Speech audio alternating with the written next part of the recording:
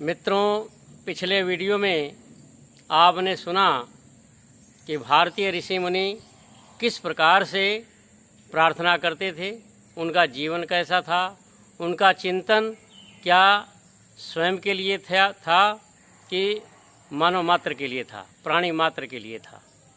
आपने इसको देखा, सुना। आइए अब हम इस पर विचार करते हैं। जाकिर नाइक जैसा कि कहता है कि बिना मोहम्मद को अपना रसूल स्वीकार किए कोई भी मनुष्य मुक्ति नहीं पा सकता, जन्नत में नहीं जा सकता। जब भी कोई उसकी सभा में कोई हिंदू लड़का या कोई हिंदू व्यक्ति उससे प्रश्न पूछता है तो कहता अन्य मजहब जो ये समझ लो 9वीं 10वीं 11वीं 12वीं क्लास जैसे हैं, और इस्लाम जो है वह पीएचडी जैसा है, और बिना पीएचडी किए कोई पूर्ण विद्वान नहीं हो सकता। उसी प्रकार से जब तक जो है कोई इस्लाम नहीं स्वीकार करता है उसकी मुक्ति नहीं हो सकती। तो और मुक्ति के लिए वो कहता है कि कलमा पढ़ना चाहिए, और कलमा में एक ईश्वर है, वही उपास्य है, और साथ साथ मोहम्मद को लोग रसूल मानते हैं, उसको अपना गुरु मानते हैं, और बिना मोहम्मद को गुरु माने कोई भी मुक्ति नहीं पा सकता। तो आइए हम इसी पर विचार करते हैं कि मोहम्मद साहब जब हम उनको अपना रसूल मान रहे हैं या वो मनवा रहा है, तो हम देखें मोहम्मद साहब किस प्रकार से प्रार्थना करते थे। क्या वे ऋषियों के समकक्ष थे? उनका जीवन ऋषियों जैसा था? तो हम जो है उनके व्यक्तिगत जीवन पर न जा करके उनका जो है सार्वजनिक जो व्यवहार था और जो प्रार्थना करते थे, किस प्रकार से प्रार्थना करते थे, कैसा वो चिंतन करते थे, इस पर विचार करते हैं।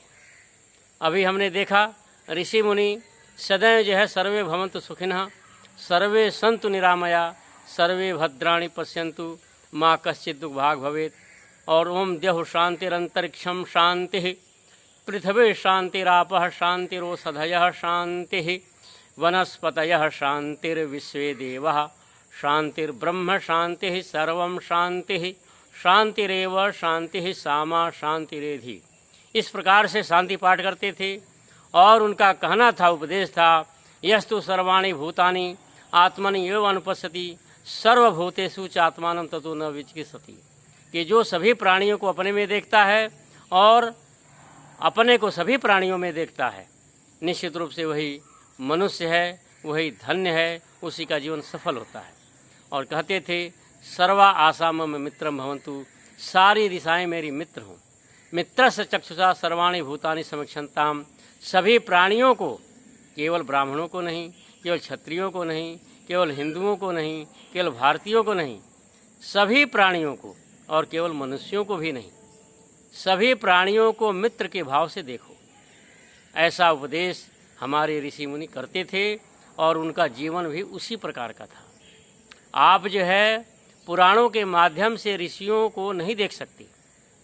ऋषियों को जानना हो तो उनके ग्रंथों को देखो, क्योंकि ऋषि मुनि कहीं पर भी अपना जीवन चरित्र लिख करके नहीं गए। वे जो है तीनों ऐषणाओं को जीत चुके थे, लोकेषणा, वित्तेषणा, पुत्तेषणा। देखिए सारी ऐषणाएं बहुत कठिन हैं। पुत्रेषणा को जीता जा सकता है, लोकेषणा को वित्तेषणा को जीता जा सकता है, लेकिन लोकेषणा बहुत कठिन है। हम देखते हैं कि बहुत से वित्तेषणा को जीत करके, पुत्रेषणा को जीत करके साधु सन्यासी बन जाते हैं, लेकिन लोकेषणा उनके पीछे पीछे चलती है। वे भी नाम के लिए कभी कभी फिसल जाते हैं। लेकिन ऋषि मुनि तीनों ऐषणाओं को जीत चुके थे, उनके अंदर कोई ऐषणा नहीं थी, जितेंद्रिय थे, जितेंद्रिय आत्मा थे। इसीलिए उन्होंने कहीं पर भी अपना उल्लेख नहीं किया है, अपनी चर्चा नहीं करी, अपनी बड़ाई नहीं करी कि मैं इतना बड़ा विद्वान हूँ, इन ग्रंथों की रचना करी, कहीं कुछ नहीं, कहीं इसलिए उनका उल्लेख नहीं मिलता है। किसी ऋषि का पूरा जीवन चरित्र कोई नहीं बता सकता, जितने प्राचीन काल के ऋषि हुए हैं।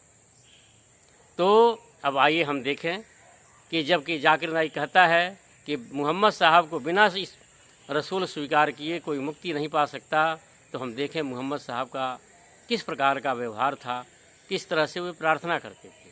क्योंकि हमारा भी कर्तव्य बनता है कि जब हम उनको रसूल स्वीकार कर रहे हैं तो हम उनको पहले देख लें, परख लें। जब हम बाज़ार में जाते हैं घड़ा खरीदने, तब भी जो है बजा करके देखते हैं कि कहीं फूटा तो नहीं है, कहीं पानी रिस तो नहीं रहा है। और बहुत से लोग उसको घड़े को ले जा करके जुते हुए खेत में गिरा देते हैं, तो जो घड़ा नहीं टूटता है उसको पक्का माना जाता है। तो इस तरह से जब हम 2 रुपए का सामान खरीदते हैं तब भी हम परखते हैं, जांच पड़ताल करते हैं। तो हम अपने जीवन का सौदा करने जा रहे हैं तो क्यों न हम जांच पड़ताल करें।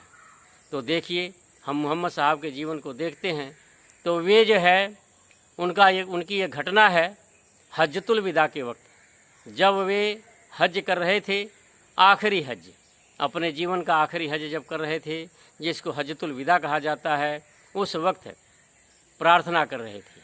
काबा के सामने खड़ा होकर के दोनों हाथ उठा करके खुदा से प्रार्थना कर रहे थे। क्या प्रार्थना कर रहे थे? कह रहे थे, या रब्बी हवली उम्मती, या रब्बी हवली उम्मती, या रब्बी हवली उम्मती। इस तरह से प्रार्थना करते करते उनके आँखों से इतना आंसू बहता है कि उनका नूरे मुबारक यानी दाढ़ी भीग जाती है। और दाढ़ी भीगती ही नहीं है, दाढ़ी से भी आंसू टपकने लगता है ज़मीन पर आंसू गिरने लगते हैं।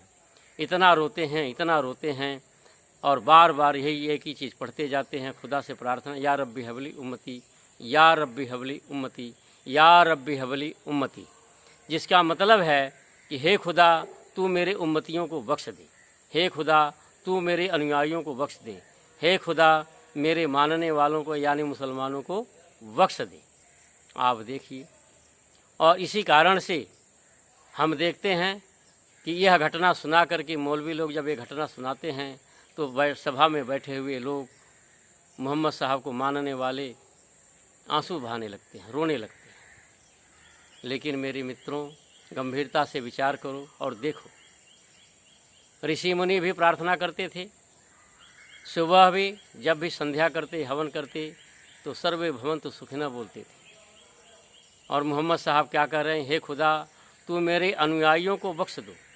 और फिर इसी कारण से मोहम्मद साहब को लोग कहते हैं रहमतुल लिल आलमीन थे। मेरे मित्रों, मोहम्मद साहब रहमतुल लिल आलमीन नहीं, रहमतुल लिल मुस्लिमीन थे। क्यों? मुसलमानों की मुक्ति की ही प्रार्थना करते थे। उनके दृष्टि में सिर्फ मुसलमान ही थे, और उन्हीं के लिए उन्होंने आंसू बहाया, उन्हीं की मुक्ति की प्रार्थना करते थे, बार बार करते थे, बार बार करते थे। जब भी नमाज पढ़ते तब भी करते थे। तो मोहम्मद साहब जो है रहमतुल लिल आलमीन नहीं, रहमतुल लिल मुस्लिमीन थी। रहमतुल लिल आलमीन का मतलब होता है सारे संसार पर कृपालु, सारे संसार पर दया करने वाला। सारे संसार में सभी प्राणी आते हैं, मुस्लिम भी आते हैं, गैर मुस्लिम भी आते हैं, मनुष्य के अतिरिक्त अन्य भी प्राणी आते हैं। तो जितने भी प्राणी हैं वे सभी संसार में आते हैं। तो जो रहमतुल लिल आलमीन होता है उस वह यह प्रार्थना करता है, या रब्बी हवली आलमीन, या रब्बी हवली आलमीन, या रब्बी हवली आलमीन। यदि मोहम्मद साहब या रब्बी हवली आलमीन बोलते तब तो निश्चित रूप से उनको रहमतुल लिल मुस्लिमीन, रहमतुल लिल आलमीन कहा जा सकता। लेकिन वे तो या रब्बी हवली उम्मती बोलते थे। तो वे जो है रहमतुल लिल उम्मती हो सकते हैं, रहमतुल लिल मुस्लिमीन हो सकते हैं, रहमतुल लिल आलमीन नहीं हो सकते। तो रहमतुल लिल आलमीन कौन हो सकता है? तो हमारे प्राचीन काल के जितने ऋषि मुनि हुए वे थे, और वर्तमान समय में महर्षि दयानंद सरस्वती थे, जो निश्चित रूप से रहमतुल लिल आलमीन थी। उन्होंने अपने जीवन में हर प्राणी के लिए, आप देखें, उन्होंने बड़ा भारी संघर्ष किया। मनुष्य के से अतिरिक्त जितने भी प्राणी हैं उनको बचाने के लिए, चाहे गाय हो, चाहे भेड़ हो, चाहे बकरी हो। आप गो करुणानिधि पुस्तक उठा करके देख लो, उसमें हर प्राणी के जो है उन्होंने गाय भेड़ बकरी सबके गुणों का बखान किया है, और बताया है कि सभी प्राणी हमारे हितैषी हैं, इन सब की रक्षा होनी चाहिए। और मनुष्यों के लिए कभी उन्होंने ये विचार नहीं किया। सत्यार्थ प्रकाश जो लिखा उसमें हर व्यक्ति के अंदर जो कमी थी उस कमी को दूर करने का प्रयास किया, कटाक्ष नहीं किया, बहुत से लोग ये मानते हैं, उन्होंने टीका टिप्पणी करी, कटाक्ष किया, लेकिन मेरे मित्रों ऐसा नहीं है। वे ब्राह्मण परिवार से थे, लेकिन जो झूठे ब्राह्मणों का जोरदार, ऐसा जोरदार खंडन शायद ही किसी ने किया हो।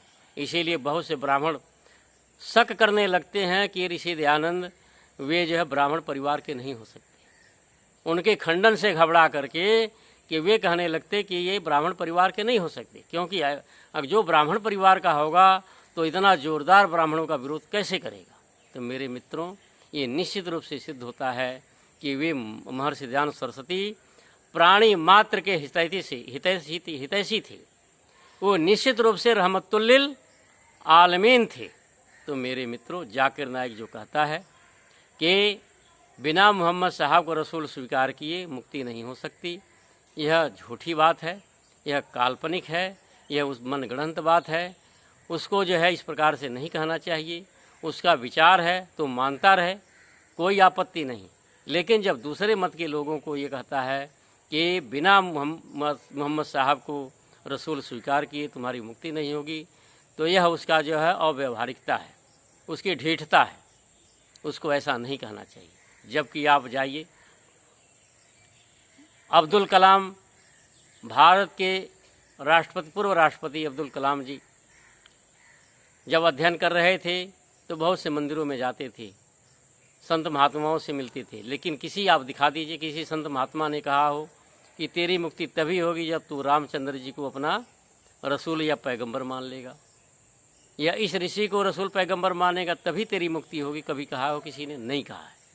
सब ने उनको अच्छा उपदेश दिया कि सभी प्राणियों से प्रेम करो, सबको अपना मित्र बनाओ, मैत्री भाव से रहो, जीवन पवित्र रखो। सब ने यही उपदेश दिया होगा।